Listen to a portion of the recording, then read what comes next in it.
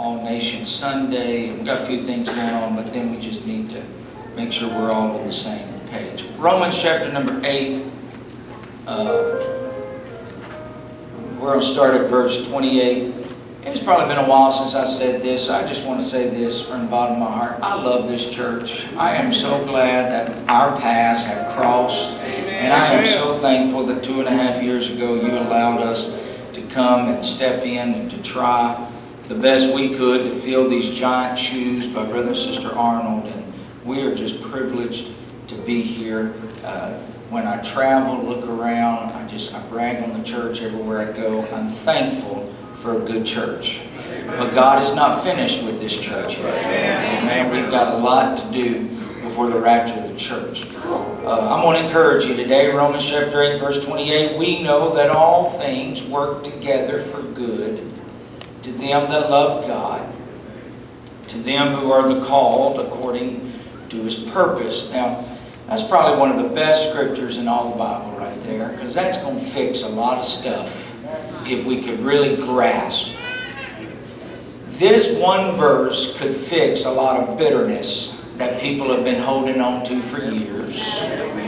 This one verse could fix a lot of rivalries that people have held against one another because you felt like somebody did you wrong at some point or another. But if you could just understand that regardless of what you're going through, all things work together for good. Well, if you can't get that, you can't get my whole sermon. So we might as well go get some brunch somewhere, and we're going to beat the Baptists, the Catholics, and the Methodists today. If you don't get that, all things work together for good. The good, the bad, the ugly, the stuff we didn't see coming, the junk we got our own selves into. That's right. If you'll give all that back to God, He said, I'll work that for my good. For verse 29, for whom He did foreknow, He also did predestinate to be conformed to the image of His Son, that He might be the firstborn among many brethren. Now, I do not believe in individual predestination. I do not believe that anyone in this room is predestined to go to hell. I believe you can make a decision today and change that destination. I do believe in the predestination of the church. The church is predestined. There's not a devil that can stop it. There's not an enemy that can come against it. There's not a city council that can put out the fire. There is nothing that can stop it. Moreover, whom He did predestinate, them He also called. And whom He called, He justified. And whom He justified, He glorified. Don't stop with just the call. Don't stop with just justification. Keep living for God until some glory settles down. Amen. Keep living for God until you get glorified a little bit. I love verse 31. What shall we say to these things? That's a question. So we just heard all this. What do we say about all this? Here's what we say. If God be for us, who can be against us? Who can be against us? I want to preach today on this thought: when a mistake becomes a miracle. When a mistake becomes a miracle. If you're going to help me preach, shout amen. Amen. God bless you. You may be seated. I flew out to Northern California this week to teach a church planters conference that was taking place there. And while I was sitting on the airplane for those 5 hours to get from Atlanta to San Jose, I began to read a little bit on the airplane, and I read an article on the plane that started like this: call them accidents, call them mistakes, even serendipity. But if the truth were known, we might be amazed by the number of great inventions and discoveries that were accidental, unplanned, and unintentional. Mark Twain said it like this: the name of the greatest of all the inventors would be accident.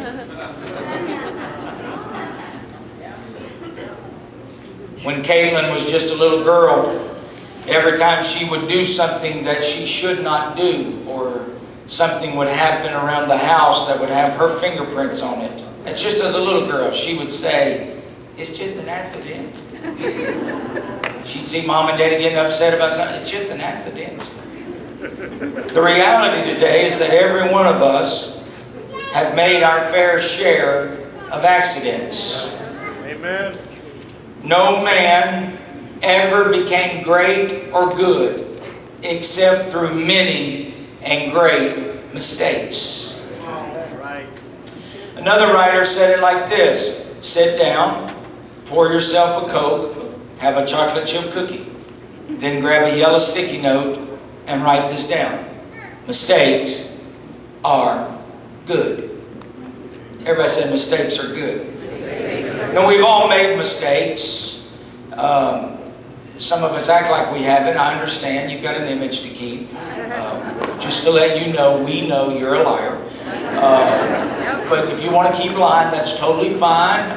But we know that there's smudge on your face, even though you keep telling yourself that you were clean. We know we have all made mistakes. And we will all make more mistakes. Unless you somehow manage not to ever do anything again, then get ready to mess up.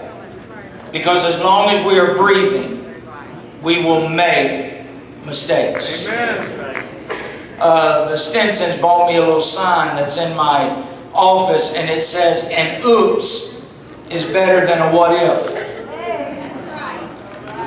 In other words, we tried something, it didn't happen, it didn't work the way we wanted it to work. Oops. But that's better than just sitting there always running, what if? I wonder what would have happened had I prayed. I wonder what would have happened had I worshiped. I wonder what would have happened had I really gave God all of my heart. I'd rather fall trying to do something than to stand still and look good and yet not move a muscle. We've all made mistakes. And if we're not careful, we will allow those mistakes to sabotage us. Hold us hostage. Keep us pushed in a corner for fear. Keep condemnation upon us. Now, I read to you out of Romans chapter 8, verse 28, but it may be good to know that Romans chapter 8, verse 1 starts out the chapter like this: there is therefore now no condemnation to them which are in Christ Jesus. Paul was writing to the church. He was writing to some people who had made their fair share of mistakes. But he was just letting them know that if you don't bury that past, and if you don't bury those mistakes, you're going to walk around with condemnation. And I promise you, I have walked around with condemnation, and it's a heavy weight to carry. And I've watched people that I've tried to pastor try to come to church with condemnation. And here's the deal: you're either going to get out from under it, or you're going to succumb to the power and the authority and that yoke being on your neck. But the Bible says that the anointing of God breaks the yoke of sin. I'm praying today that the anointing of the Holy Ghost would sweep into this church house. And before we leave, that the anointing would begin to break the yoke of condemnation and begin to break the yoke of doubt. And somebody could say, you know what, I may have messed up yesterday, but His mercies are renewed every single day. And today is going to be a good day for me to start living afresh in the kingdom of God. If we have the right frame of mind, and many of us, many times we have the wrong frame of mind. But if we could have the right frame of mind, we could turn those mistakes into some of the most valuable, most important, and most memorable accidents in history. There's a little book out there called Mistakes That Worked. I downloaded this book this week and began to look through it, and out of this book there are some mistakes from history, from science. Some are familiar, some we already probably know. For instance, we know that Christopher Columbus meant to sail to Asia and not America. Oops. I'm glad he made that mistake. Where would Cinderella be had she not dropped her glass slipper? She'd still be cleaning the fireplace, that's where she'd be, but because of a mistake, it turned into a miracle. The article went on to say that both Coca-Cola and chocolate chip cookies were mistakes. Now that's hard for me to believe, because that's like divine heavenly food right there. Come on. But there are at least unexpected delights. And yellow sticky notes were the result of a failure. So here's what happened. Innkeeper Ruth Wakefield was baking butter drop dew cookies one day in the 1930s, using a recipe that dated back to colonial times. She cut up a Nestle chocolate bar and put the chunks in the batter, expecting the chocolate to melt. Wakefield thought that she would be pulling chocolate-flavored cookies out of the oven. Instead, what she got was butter cookies studded with gooey chocolate chips. Her mistake, help me Holy Ghost, became one of the most favorite cookies of all time. Won't he do it?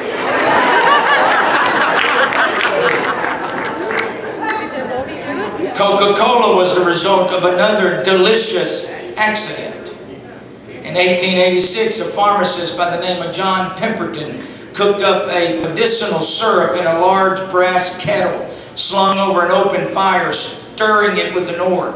When he was done, he figured he had created a fine tonic for people who were tired, nervous, or plagued with sore teeth. Come on. That'll work. Coke didn't make it as a medicine, even though I take it sometimes like it is. Coke didn't make it as a medicine, wasn't even an instant success as a beverage.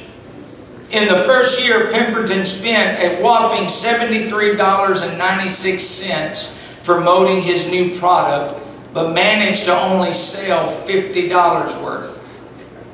However, today, people guzzle 1 billion drinks a day from the Coca-Cola company. It started out as a mistake.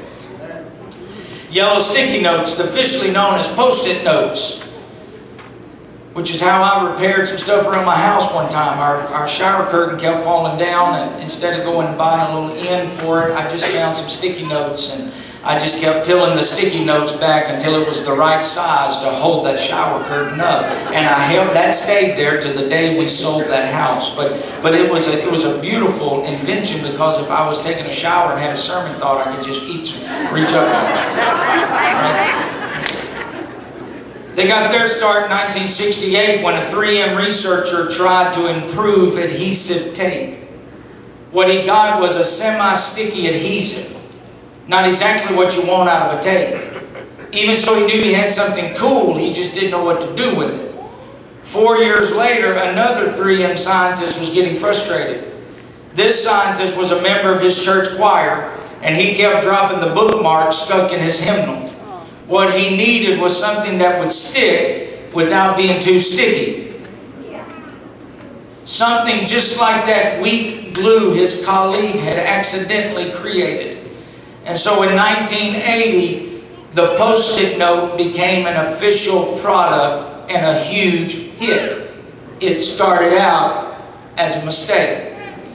It was James Joyce who said, "Mistakes are the portals for discovery." Thomas Edison said, "I have failed my way to success." Let me get real personal. How many of you have made a mistake? How many of you have made mistakes?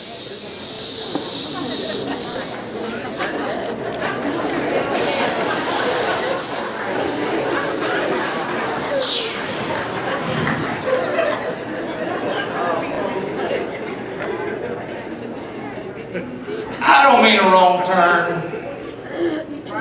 I don't mean, looking at somebody going, "When's your baby due?" only to find out they're not pregnant. I mean, that's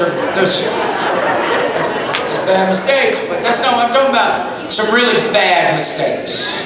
Some stuff you ain't even talked to hardly anybody about. Stuff you don't want anybody to ever know anything about. Stuff you're praying to God your kids don't ever find out. Stuff you think you got buried under this and that. Mistakes that if somebody ever found out, they might look at you a little different. Those type of mistakes. Mistakes that if people really knew who was sitting on the pew next to them, they might not be too happy about sitting on that particular pew. Well, you can act holy all you want, but the truth of the matter is there's a lot of mistake makers in this church house right now.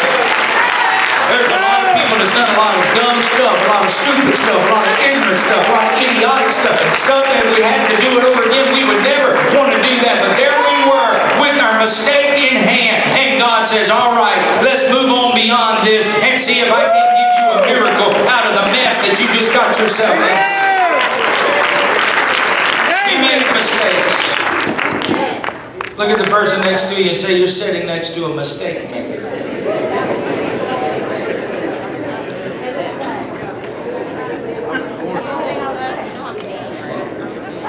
How do you like your steaks? Well, I like them kind of medium well.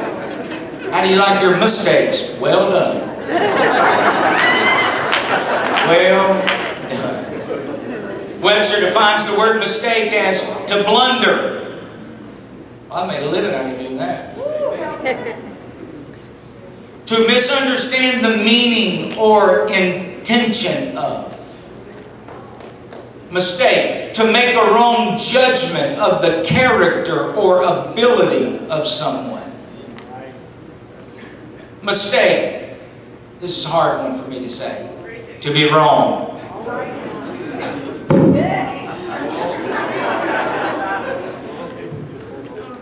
We make mistakes. But God, somehow, in His infinite mercy and in His tremendous amount of grace, He turns our mistakes, when we're willing to give them to Him, He turns our mistakes into miracles. And so I want to submit to you this morning that just because you made a mistake does not mean that you are over with, or done with, or washed up, or you're a has-been, or you're going to be pushed in the corner somewhere. The devil is a liar. The mistakes we make in return make us who we are.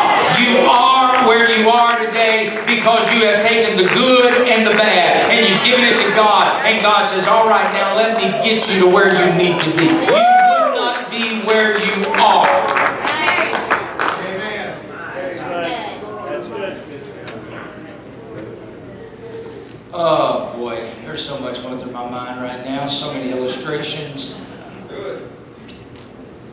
If I wouldn't have married my wife had I not listened to my pastor to fix a mistake that I was in.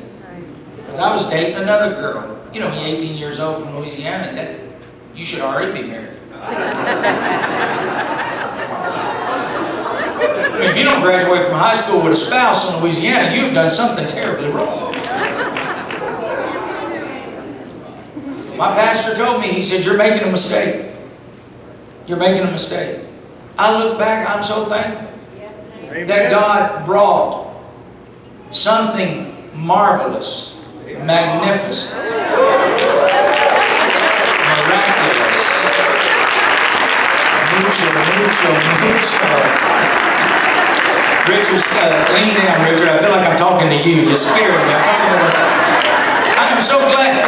See, all of us, we wouldn't have what we had if we wouldn't have went through that situation and that situation. Like, oh, I don't want to do that. And so that door, when you closed it, God said, now let me open up this door. But that door would have never been open. What I'm trying to preach to you today is quit crying about yesterday and quit sucking your thumb about all the stuff you could have and would have and should have done. And quit trying to feel sorry for you and quit making other people feel sorry for you. And pull yourself up by your own bootstraps and encourage yourself in the Lord today and say, this mistake is not going to keep me down. This mistake is not going to define the rest of my life. This mistake is not going to be who I'm going to die. I rebuke that in the name of Jesus. I'm going to get up today and I'm going to give all of my mess ups and all of my mistakes to the Lord. And He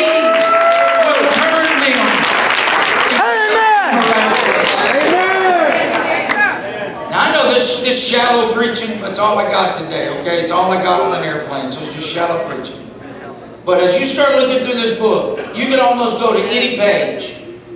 You can almost play the game where you just go and point your finger. Just flip anywhere and point your finger. And you're going to realize that there are heroes in this book that the only reason we know about them is not because they did everything right. Come on. But it's because they made mistake after mistake after mistake, sin after sin, and yet they finally got to the point where they said, all right, God, here it all is. Do something with it. And God says, now I can use you to encourage people. See, that's the problem that I have with Pentecostals. Now, I love Pentecostals. I'm a Pentecostal. I don't like people talking about Pentecostals. I get mad when I hear preachers on the radio or TV say something slighty about Pentecostals, you know, like, oh, they're holy people. That makes me so mad. I want to slap people sometimes. You know, so I don't like people talking about Pentecostal people. But I am one. Now, I don't like you talking about the Toneys because you're not one.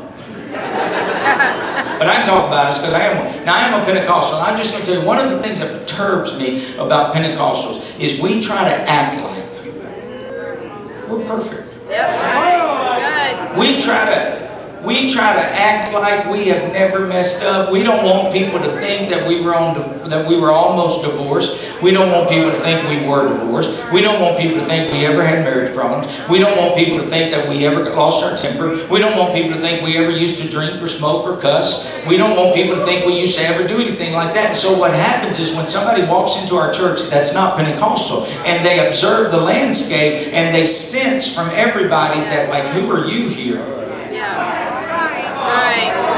Why would you stumble up amongst all this perfection?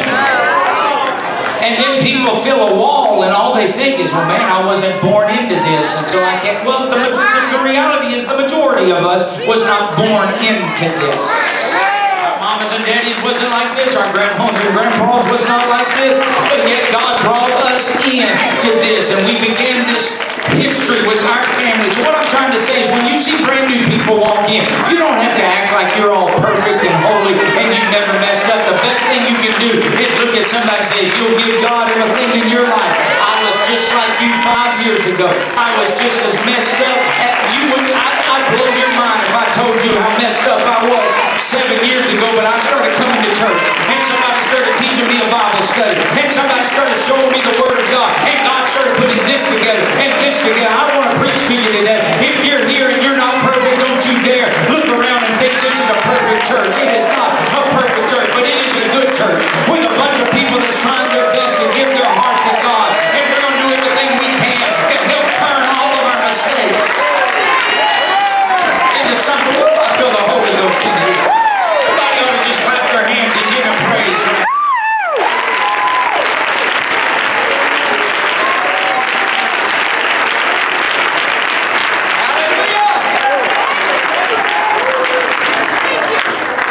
Now let me preface this, and I'm going to probably do this 2 or 3 times because I know how stuff gets twisted, and I don't mind you quoting me, but don't misquote me. So let me preface this right here. I'm not justifying sinful acts. I'm not justifying saying, well, I know I shouldn't do this, but I'm going to do it anyhow, and when I do, I'm just looking, Pastor, the only reason I committed adultery, I was just looking for my miracle. Don't do all that mess. I'm not justifying any sinful acts. But I do want to remind you what Paul said. Romans chapter 8, verse 28. We know that all things work together for good. Here's the key. To them that love God. So if you really love God, you're not out willfully sinning. And to them who are the called according to His purpose.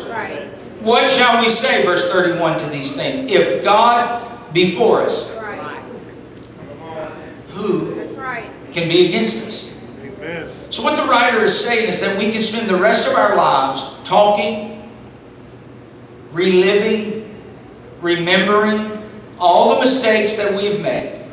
Or we can begin to look at the other side of the coin and see that if I could give this to God, then He could take these mistakes and He could work them for good into my life. You see, every one of us at one time or another set out to find Asia, but we wound up in America. Every one of us in this room at one time or another thought we were trying to get medicine and ended up with Coca-Cola. We thought we were going to make chocolate cookies only to end up with chocolate chip cookies. I'm afraid, and I hope I'm not criticized too much, but I'm afraid that God gets angry at us when we constantly live in the regret of our mistakes. And the reason why I think God would get upset about that is because when we live in the regret of our mistakes, we're glorifying our mistakes, and we're telling God that we think our past is greater than His future. But if we truly believe that all things work together for good. I looked up that word in the Greek, all things. It comes from a Greek word, mistakio.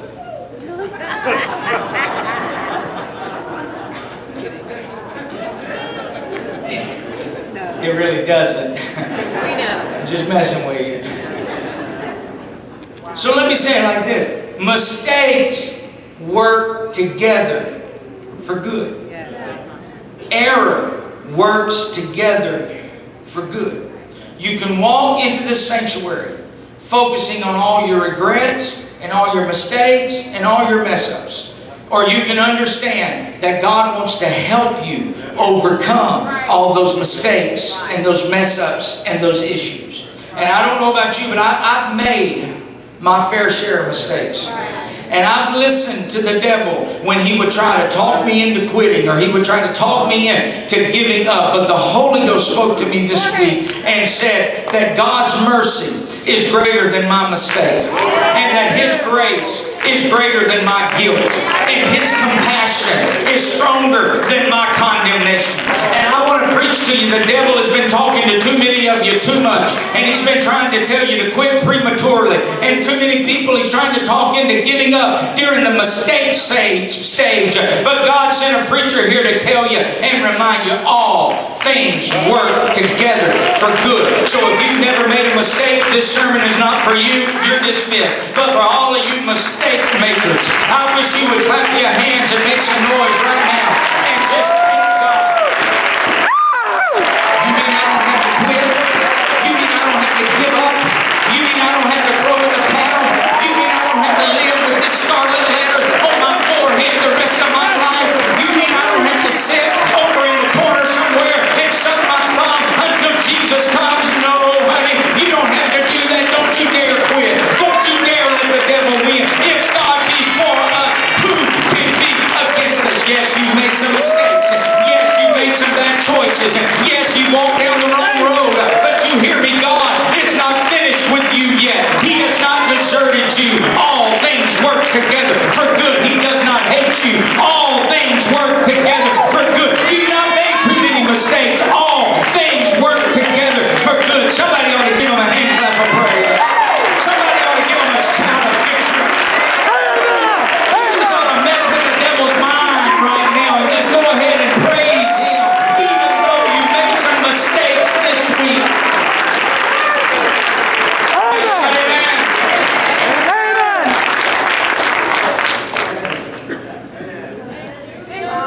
So just go ahead, flip some pages, stick your finger down, and just go ahead and study that out a little bit.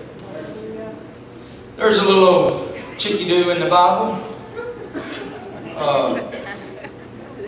She was, what would we call her? We would call her occupation, she worked late at night. She worked in the red light district. She was, if I'd have been right now, I'd have probably said she was a hoochie mama. You ever met a hoochie mama? You know, I may not be able to define a hoochie mama, but I can spot one from a mile away. Watch out, there comes a hoochie mama.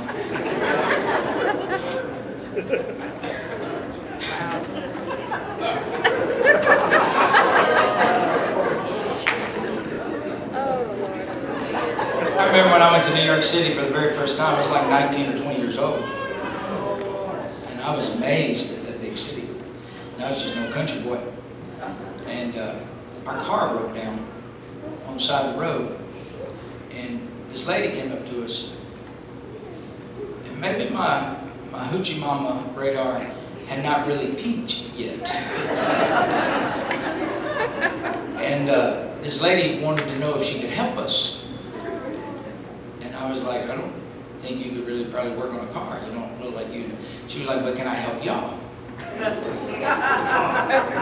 honestly, God, I didn't realize until later what was going on there. I was like, the devil is a liar. But now, we can say and act and label and do whatever we want to do, but those types of people made it to the pages of our Bible. Now, we didn't call her a hoochie mama, but we did call her a harlot. Her name was Rahab. And she had saw some people broke down and wanted to know. And she had made her fair share of mistakes. She slept with other men outside her marriage vows. If she wasn't even married, but she should have waited. And she had prostituted her body. Now, it's one thing to sneak around and mess around when nobody knows, but when everybody knows who you are, then the reputation gets all smeared. And really, at the end of the day, God knows everything. But everyone knew who she was. Her life was a life full of mistakes, well done. But before you write her off, and before you go ahead and observe the landscape and say she's not worth anything, this messed up person that had this horrible, unrighteous resume helped the people of God, showed favor to the people of God, threw out a scarlet thread from her window, not knowing the beautiful symbolic power that would represent. And because of that, God took this same harlot and redeemed her and ransomed her.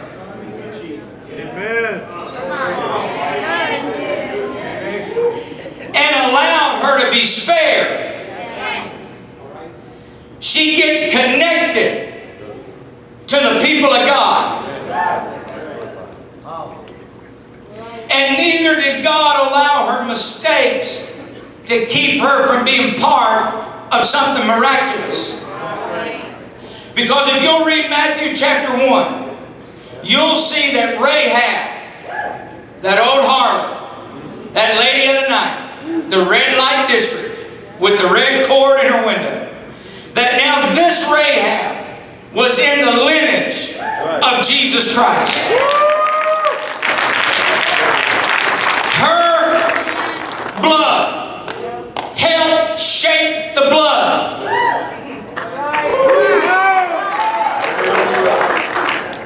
All of her mistakes put her on a path to let God turn every one of those into something miraculous. And I want to pause on this Sunday morning and tell you that God can still take any situation, and God can take any messed up situation, and He can turn it into something for His glory. I don't care how messed up your life might be. I don't care what kind of dilemma you might be in. I don't care how dark and dismal your situation may be. It doesn't matter how deformed or dysfunctional your family tree may look like. What the enemy meant for evil, God can take that same thing. And come on, for all of you that feel like your mistakes have disqualified you, the God I'm serving is capable of taking the worst situations and the worst mistakes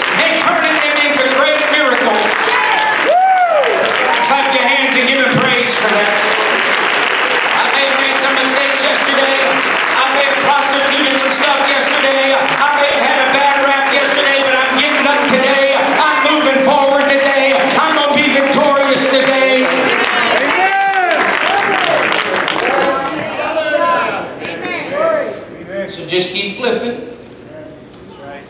And then put your finger down. Because then you wind up where the prophet Hosea made two mistakes. Let me first of all do a little survey here. All the females, raise your hands. Okay. Are there any ladies here by the name of Gomer?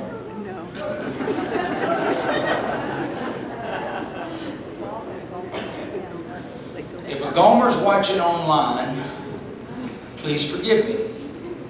But the first mistake that I think Hosea made was marrying a lady by the name.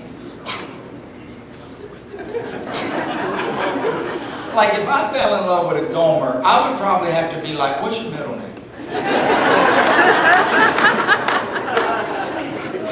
We'll just probably call you Sally, if that's okay. And it looked like the prophet made a mistake when he married, here we go again, a prostitute named Gomer. And she did what she did. She left him, continued to commit adultery, mistake. But it turned out that God was using all that would later become a book of the Bible. That would teach us that everybody in this room, even though we didn't raise our hand and said that's our name, everybody in this room is Gomer. And that God is Hosea. And when we married him and then prostituted ourselves again and backslid and turned back to the world and turned back to the thing that God was trying to show us through that horrible picture, that we, the Gomer, who would prostitute and go out on God, that God would not only marry us, but that he would one day come on a cross and he would have his hands nailed to a cross. He'd have his feet nailed to a cross so he could purchase us. Because it's just one thing to marry somebody, but now it's another thing to purchase somebody. And that's why the apostle said, you are not your own, but you have been bought with a price. Therefore glorify God in your body. Yes, I'm a Gomer. Yes, I've made mistakes. Yes, I've lost my temper. Yes, I've done things I shouldn't have done. But I'm here to tell you, God still loves me and God still loves you. And you just got to quit making the same mistakes, Gomer, and let his purchasing power cleanse you from all of your sin and your unrighteousness.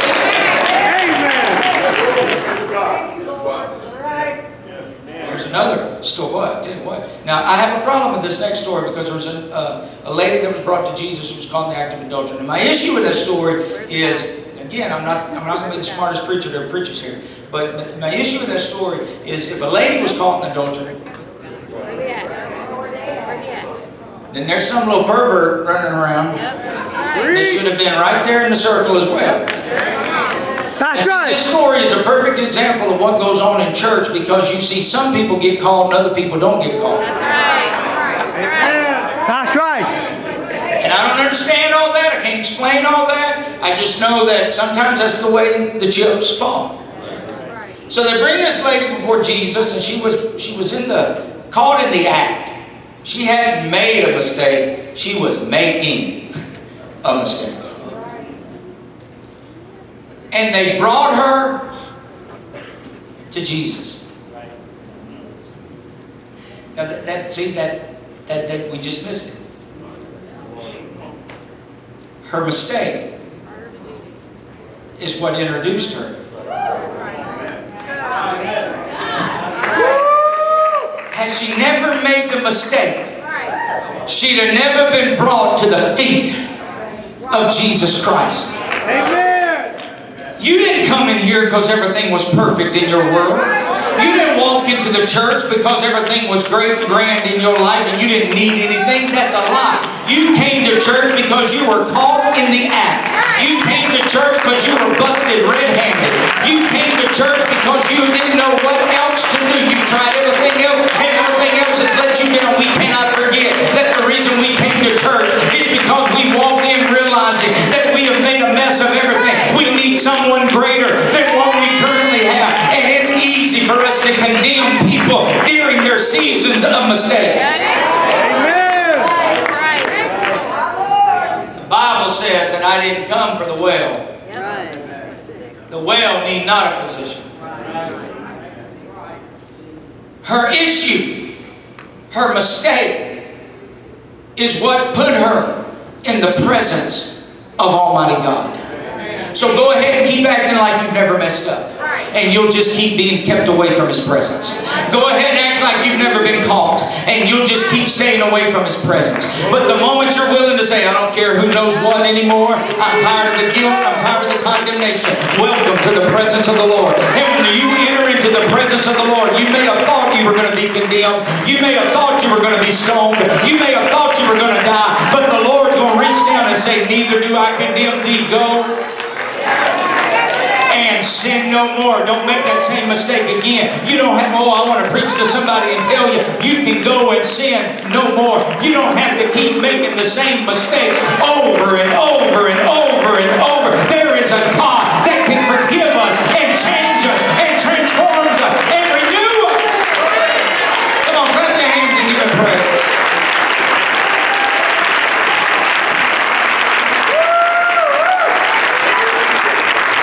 It's easy to condemn people during the mistakes. So this is what I wrote on an airplane right here. If you're going to condemn my mistake, then stick around long enough to congratulate my miracle. If you're going to sit there and take notes of every time I slipped up and I didn't use proper English and I didn't do this and I didn't do that, that's fine. But you stick around long enough to know when the glory settles that you'll go ahead and celebrate the miracle and not just always count the mistakes.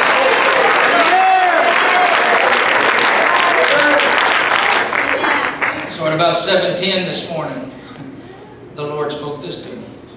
Proverbs chapter 24, verse 16. A just man falls 7 times and riseth up again. That's what a righteous person does. Well, we ain't even talked about the sinners yet. That's what a just man does. A just man falls 7 times, but he rises back up. So if we're going to fall 7 times, then the best way to counter that mistake is to fulfill this verse. Psalms chapter 119, verse 164. 7 times a day do I praise thee, because of thy righteous judgments. One verse says, I'm going to fall 7 times. Another verse says, 7 times a day I'm going to praise him. The best way to counter your mistakes for falling is to go ahead and worship God every time you fall. So if I fall 7 times, then I have to worship Him 7 times. I'm not worshiping Him because I'm worthy. I'm worshiping Him because I don't want the mistake to have the final word in my life. I'm worshiping Him because I don't want the mistake to be the greater denominator in my... I wish somebody would worship Him right now. If you failed yesterday, you ought to worship today. Rejoice not against me, O my enemy. When I fall, I shall rise. You got Moses, man. The Bible's full. Moses made a mistake when he killed the Egyptian. That mistake gave birth to a miracle when he delivered millions of people. Samson made a mistake when he laid his head in the lap of Delilah. That mistake gave birth to a miracle when he killed more in his death than he did his life. Paul made many mistakes, killed Christians, persecuted the church, but that mistake became a miracle. And now he authored 2/3 of the New Testament. The man who was possessed with the legion of demons. To get possessed with 2,000 demons, you've made some mistakes along the way. He had taken some wrong turns. He did this when he should have done that. He zigged when he should have zagged. He hung around the wrong crowd. He ended up living in a graveyard. But it was because of all those mistakes that allowed Jesus to come to where He was. And He experienced forgiveness and restoration. The woman with the issue of blood, she made a mistake by wasting all of her money on doctors and things of this world that could not make her any better. But her mistake led to her desperation. And she said, I don't have anything right now. Because that's usually when we come to Jesus, after we've done lost everything else. I I'd like to get some people coming to church 12 years in advance. Still got the problem, but they still got money. They can still give to the building fund. We'll take them broke, but we'd like to get them 12 years ago. And she said if I could just but touch the hem of his garment. The prodigal son made many mistakes, wasted all of his money, wasted years living in sin, had nothing to show for mistake after mistake after mistake. But that mistake led him to a revelation of the miraculous love of the Father, who had been waiting on him to come back from the day he left. There's one redeeming thing about mistakes. It proves that somebody stopped talking long enough to do something.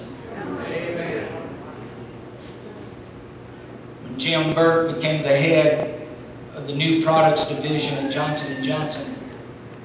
One of his first projects was the development of a children's chest rub. The product failed miserably. Burke expected, the guy that invented it, expected that he would be fired. He was called in to see the CEO of the company. The CEO looked at him. Mr. Johnson looked at him and said, "Are you the one who just cost us all that money?" "Yes, sir." "Well, I just want to congratulate you, because if you aren't making mistakes, then that means you're not taking any risk. And we won't grow unless we take risks." That's right. So true. Some of you'd be surprised at the reception you would get if you would just get up out of the pig pen today and you'd come back to the Father's house. Even though you smell like the pigs, even though you've eaten with the pigs, even though you've got the world all over you, you would be surprised at the reception you would receive today when you came back home to the Father's house. Again, I'm not justifying sinful actions, but I am saying that as we live life, we're going to make mistakes. But if I give it to God, all things work together, even the bad. Solomon, good old Solomon. Solomon was born into a family of mistakes. Oh, Solomon's dad, we called him David. He had made a few mistakes. 2 Samuel chapter 11. His first mistake is he should have been at battle with the other kings. He wasn't. Anytime you're not where you're supposed to be, when you're supposed to be, you're opening yourself up to do things you're not supposed to do. Can I say that again? Anytime you're not where you're supposed to be, when you're supposed to be, you're opening yourself up to fight things you shouldn't have to fight. Okay, I'll break it down like this. Anytime you're not at church and you should be at church, you're opening yourself up to things that you should not have to deal with. Amen. David's second mistake was he should have never been staring at the next door neighbor as she was bathing. Because when you're not where you're supposed to be, you'll watch stuff you shouldn't watch. Come on.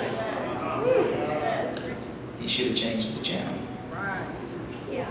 David's third mistake is that he should have never called unto her. His fourth mistake was he should have never slept with her.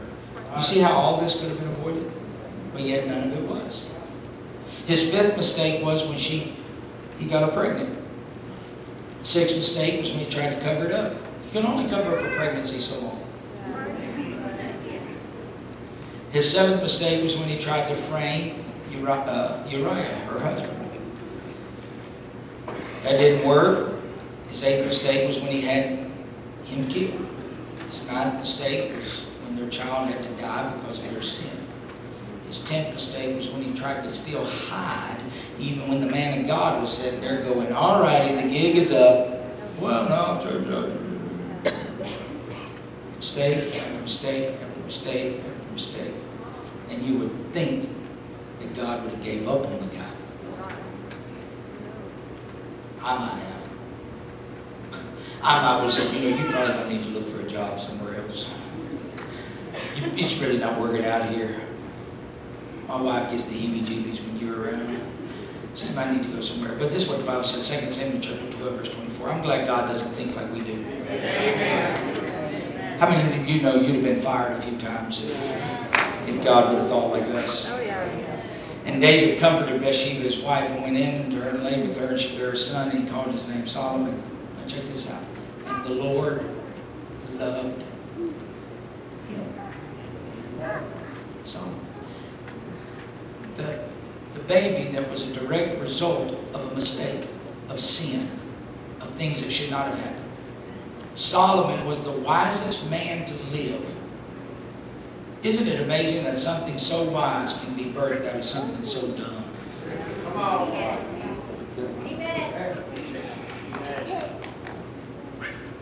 Had David not made all those mistakes, there would have never been a Solomon. Solomon was the first person to build the temple where God dwelled. Let me say it like this, and again, I'm not justifying sin, but David's mistake was the foundation to the temple of God being built. If David can make all those mistakes and still be considered a man after God's own heart, then I'm here to tell you that you have not made too many mistakes. You have not done too much. You have not drifted too far. You have not sinned too many times for God to still not reach down and work everything out for your good. I want you to walk out of here today with a different outlook on life. That bad situation, that bad decision, that tough circumstance is going to get you right where God wants you to be. It's going to be the foundation that allows you to build God a house. It's going to be the place where God can come down and dwell. And some of you need to get a little Holy Ghost boldness, and that's hard to do when you're battling condemnation. And you need to tell the devil, I am coming out of this. I will not be a victim. I will not be a loser. I will not remain a sinner. I will not dwell on my mistakes. I'm glad I'm serving a God that's bigger than my mistakes. Let's stand all over this place. Let me read this Bible passage to you. I'm going to read it out of the Living Bible. Numbers chapter 15, verse 22, 23, and verse 25. The Living Bible says, if by mistake you or future generations fail to carry out all these regulations that the Lord has given you over the years through Moses, then when the people realize their error, so you can't continue in the mistake. But when you realize, okay, I have not kept all of God's commandments. When you realize your error, you must offer one young bull for a burnt offering. It will be a pleasant odor before the Lord, and it must be offered along with the usual grain offering and drink offering, one male goat for a sin offering. Verse 25. And the priest shall make atonement for all the people of Israel, and they shall be forgiven. For it was an error, it was a mistake. It's just an accident. And they have corrected it with their sacrifice made by fire before the Lord and by their sin offering. If by mistake, verse 22 says, if you, now it doesn't say this, but what it means, or future generations, or your children, fail to carry out all that God wants you to do. When you realize your error, oh, I pray today there's a realization that happens in this place. When you realize your error, you can bring a sacrifice. Now, we don't bring animals to the Lord anymore. But what we bring is a sacrifice of praise. Right. And when you realize, all right, I made a mistake, I'm going.